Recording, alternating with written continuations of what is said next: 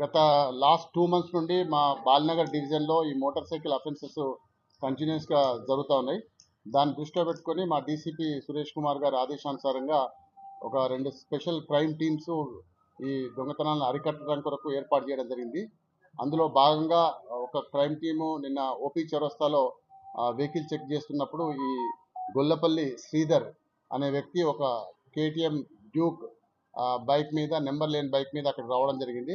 వస్తే ఆ వెహికల్ గురించి డీటెయిల్స్ చెక్ చేస్తే అది థెఫ్ట్ వెహికల్గా తేలింది. అతను కన్ఫెస్ చేశాడు ఈ అఫెన్స్ చేశాడని.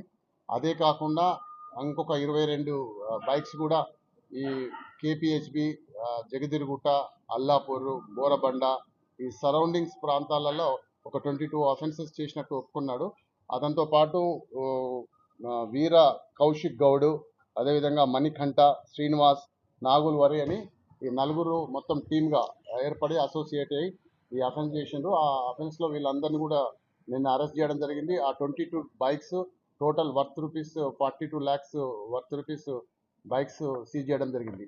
అయితే వీళ్ళ ఎంఓ ఏంటంటే వీళ్ళందరూ కూడా ఒక గ్రూప్గా క్రియేట్ అయ్యారు, ఒక గ్యాంగ్గా తయారయ్యి ఆ తర్వాత వీళ్ళు ఏం చేస్తారంటే వీళ్ళకి తెలిసిన వాళ్ళకే ఒక హై ఎండెడ్ బైక్స్ను చూజ్ చేసుకొని వీళ్ళకి తెలిసిన వాళ్ళకే ఫస్ట్ ఆ బైక్ సంబంధించి ఏదైతే థెఫ్ట్ చేద్దాం అనుకున్నా ఆ బైక్ ఫొటోస్ తీస్తారు వాట్సాప్లో.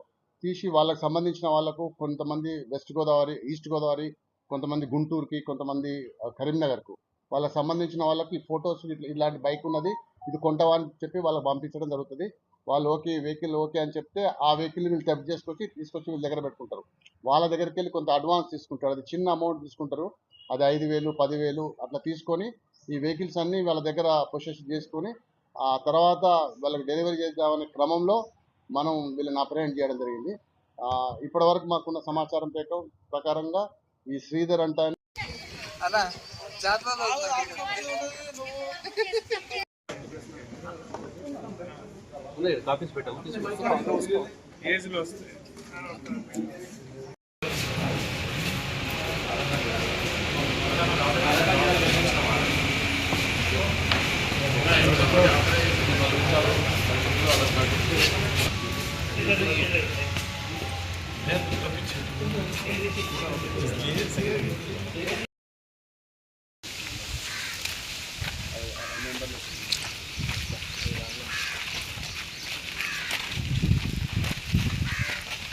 రాయల్ ఎన్ఫీల్డ్ కూడా ఉంది.